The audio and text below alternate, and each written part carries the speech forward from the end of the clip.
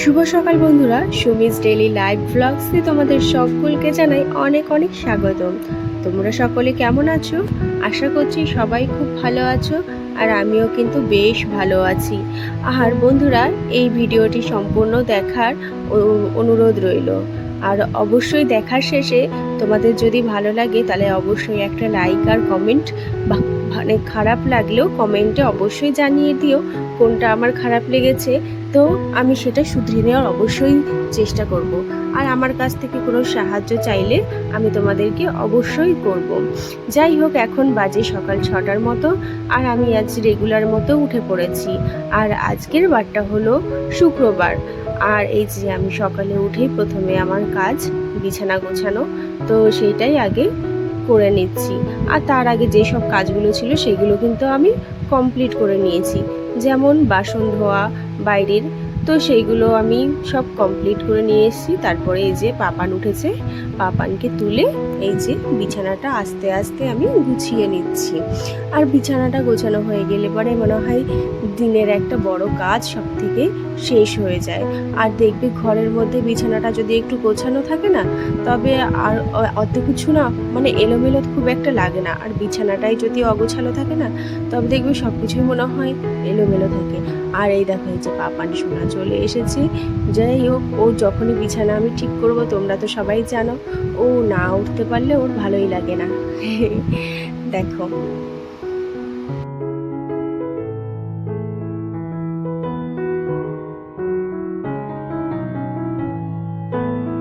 তারপরে আর কি, ওকে ফ্রেশ করে সুন্দরভাবে এই যে আমি আমার কাজে লেগে পড়লাম।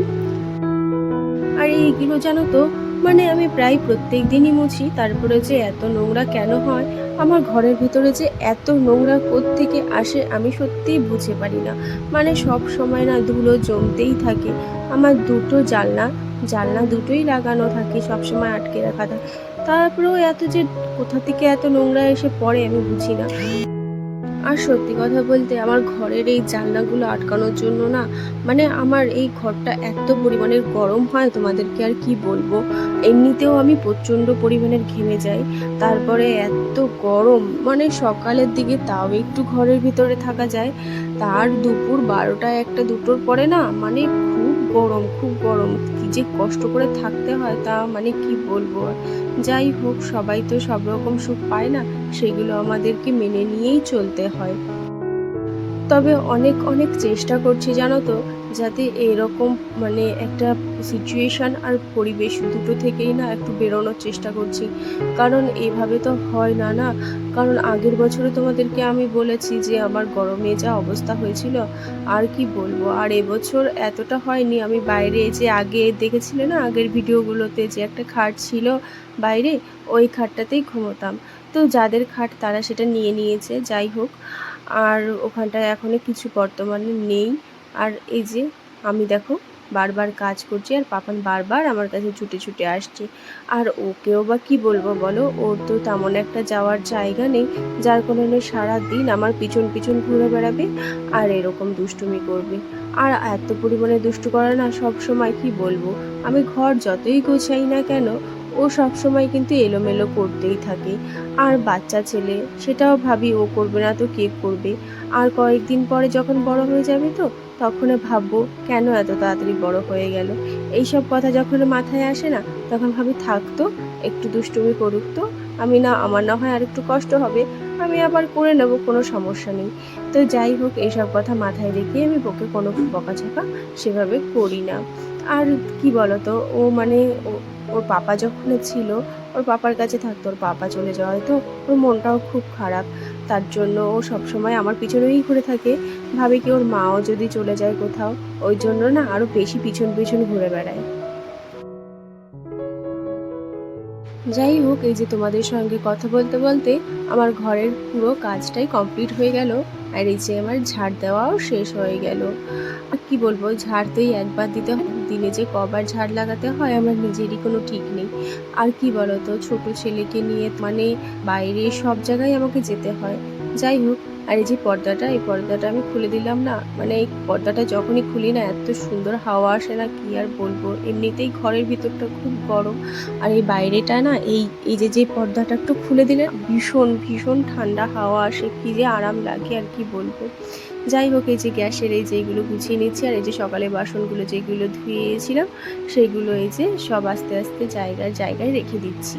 আর এই যে দেখেছো, বললাম না তোমাদেরকে যে সকালে সবটা শেয়ার করিনি, ওই যে সকালে উঠে তো ওই যে ভেন্ডিগুলো হয়েছিল গাছে আমার, সেইগুলো তুলে নিয়েছি। আর সেইগুলো এই যে দেখো কতগুলো ভেন্ডি হয়েছে।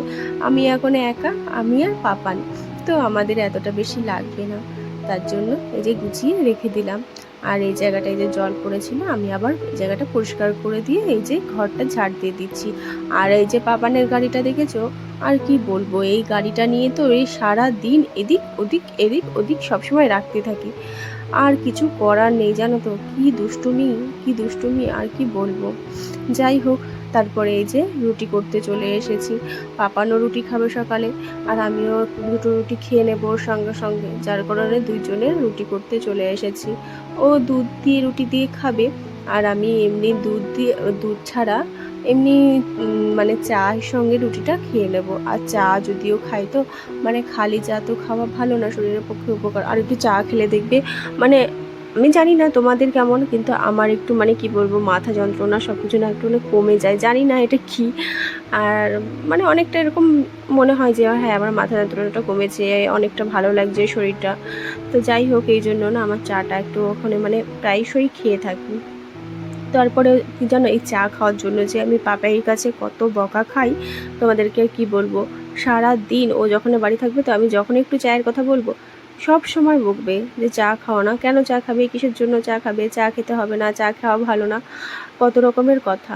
তো এই জন্য তো ওর জন্য খেতে পারি না। আর এই যে দেখো আমরা চলে যাচ্ছিলাম বাজারে, আর এই পাপান দেখো ওই যে বিড়ালটা দেখেছিলাম, এই বিড়ালটা পিছন পিছন হাঁটছে দেখো, মানে ওই বিড়ালটাকে কিন্তু ধরতে চাই।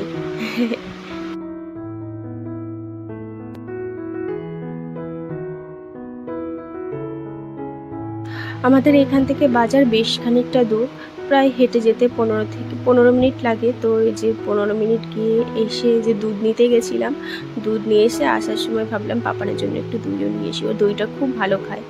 তারপরে এই যে দেখো, আর আমার ঘরে যদি ফ্রিজ থাকতো না, তবে আমি দই নিজেতেই বানিয়ে নিতে পারতাম, কিন্তু যেহেতু ফ্রিজ নেই তাই ওকে আমি প্রত্যেক দিন দিতে পারি না। আর এই যে দেখো একটু মাংস নিয়েও চলে এসেছি, কারণ পাপাই যাওয়ার পরে থেকে পাপানের জন্য এখনো পর্যন্ত মাংস আনা হয়নি। আর ওর শোকে শোকে থাকলে তো হবে না, নিজেদেরকেও বাঁচতে হবে, যার কারণে তো এই যে মাংসটা আমি এখন চটাপট করে রান্না করে নেব। যে তোমার মাংস রেসিপিটা তোমাদেরকে দেওয়া আছে, দেখে নেবে, আগে যে ভিডিওগুলো আছে সেখানেই মাংস রেসিপিটা দেওয়া আছে। আর আলু ভেজে নিয়েছি, আলু ভাজা আর মাংস আজকের রেসিপি। তো এই যে আলুটা ভাজা আমার প্রায় শেষই হয়ে গেছে, আর এই যে ভাত বসিয়ে দিয়েছি, আর এই যে ডাল ভিজিয়ে দিয়েছি বিকালে একটু ডালের বড়া করব বলে। আর এই যে দেখো কতটা আমি রান্না করতে এসেছি, আমার পুরো সব মানে এদিকে এলোমেলো হয়ে গেছে, অগোছালো হয়ে গেছে, সবটা এখন আস্তে আস্তে পরিষ্কার করতে হবে। আর রান্নার শেষে আমার এরকম হয়েই থাকে গো, মানে আমি এত মানে সামলে পারি না। আর এই যে পা থাকে না, ওর সঙ্গে মানে সব মানে দৌড়াতে দৌড়াতে তারপরে এদিকে ওদিকে, আমার না সত্যি আমি মানে চেষ্টা করি কিন্তু আমি পেরে উঠি না, কি করব বলো। যাই হোক, আমি এই যে অনেকটা চেষ্টা করছি, আরও চেষ্টা করব যাতে আমি সব দিকটা আরও সামলে করতে পারি। আর এই যে দেখো এই জায়গাটা এখন আস্তে আস্তে আমি সব পরিষ্কার করে দিচ্ছি।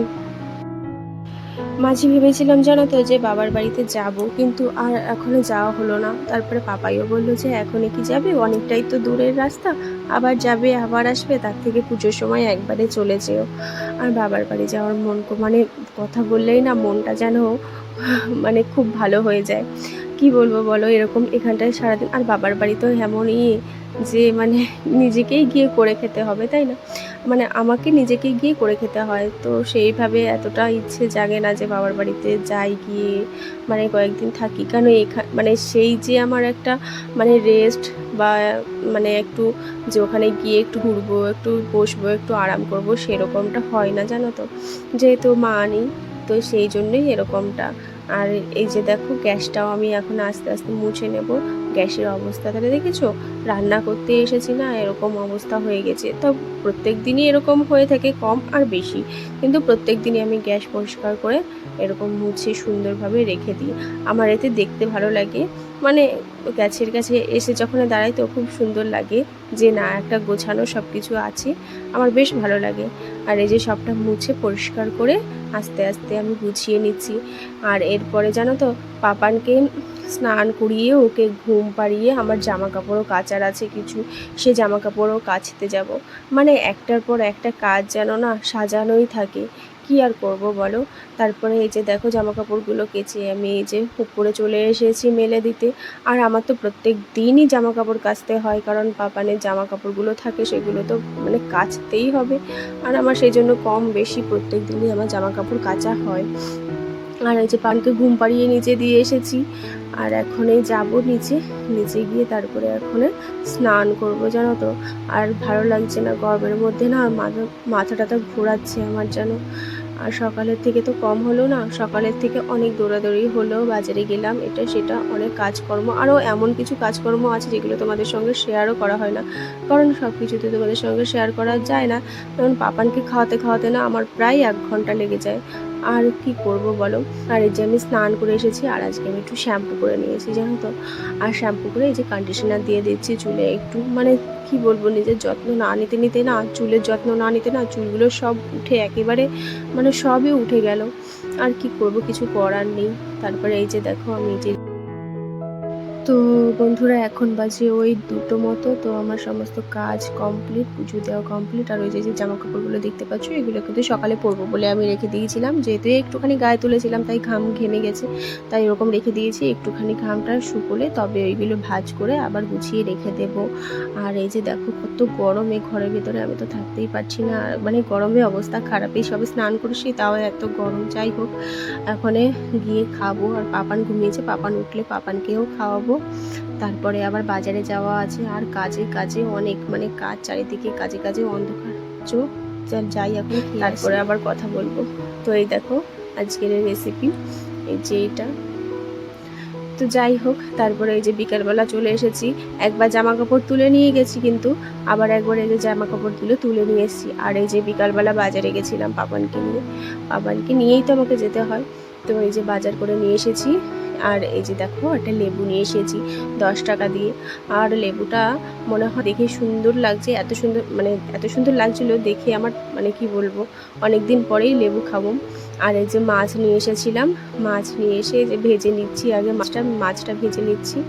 আর এই যে সকালবেলা যে ডালগুলো দেখালাম না, বললাম না বিকালে ডাল দিয়ে বড়া করব, সেই ডালটা এই যে আমি এখন মিক্সিতে, মানে হাফ, মানে পুরোটা করবো না, আর হাফ গ্রাইন্ডার করে তারপরে এই যে নিয়ে যাব। গিয়ে এই যে দেখো, এখানটায় আমি কিন্তু কী দিয়েছি বলো তো। এখানে দিয়েছি আদা, রসুন, পেঁয়াজ, ধনিয়া, জিরা, অল্প একদম সামান্য পরিমাণে দিয়ে, আর এই যে ডাল দিয়ে, তারপর এখানে একটুখানি বেসন দিয়ে, এই যে কড়াইয়ে গরম গরম তেলে আস্তে আস্তে লো ফ্লেমে এগুলো বড়াগুলো করে নিচ্ছি আমি। আর কি জানো, এতে মানে এই ডালের বড়া না আমার খুব ভালোই লাগে। আর লো ফ্লেমে করবে, দেখবে একটু বেশ শক্ত শক্ত, বেশ ভিতরটা অনেকটা পুরো মানে ফুল হয়ে যায়। তো এই জন্য আমার মানে বেশ মাঝে মাঝে আমরা করেই থাকি এরকম। তারপরে এই যে দেখো, ডাল বড়াগুলো কীরকম লাগছে বলবে। আর তোমরা যদি চাও তাহলে অবশ্যই একদিন ট্রাই করে দেখতে পারো কেমন লাগে। তো এই রেসিপিটা তো কমন রেসিপি, প্রায় ঘরে হয়ে থাকে। যাই হোক, আর এই যে দেখো, যে এতগুলো জামা কাপড়, এখন সব জামা কাপড়গুলো না আমাকে সব ভাঁজ করতে হবে। যে বিকেলবেলা এক গাদা জামা কাপড় মেলে দিয়েছিলাম, তারপরে আবার জামা কাপড় মেলে দিয়েছি, তো সেইগুলো সব শুকিয়েছে, এগুলো সব এখন আস্তে আস্তে আমি ভাঁজ করে নেব। আবার কি যেন, পাপানকে পড়াতেও বসতে হবে, মানে চারিদিকে কাজ আর কাজ। আবার পাপানের জন্য খাবার তৈরি করতে হবে, তো সব দিকে কাজ। আর সবগুলো তো তোমাদের সঙ্গে, মানে কি বলবো, অনেকটাই শেয়ার করার চেষ্টা করি, তারপরে এতটা করে উঠতে পারি না, জানো তো। আরও কি বলো তো, আমি যদি এতটা ধরো চেষ্টাও করলাম, করেও দিলাম কাজ সব কিছু, তারপরে কি জানো তো, আমি একা থাকি, তো আমার ধরো বাই চান্স কোনো শরীর অসুস্থ হয়ে গেলে তখন আমাকে কে দেখবে বলো। আর আমার পাপানকেই বা কে দেখবে, এই জন্য না এতটা প্রেশার দিয়েও কিছু করতে পারি না, মানে যেটুকু শরীরে সহ্য হয় সেইটুকুই করার চেষ্টা করি।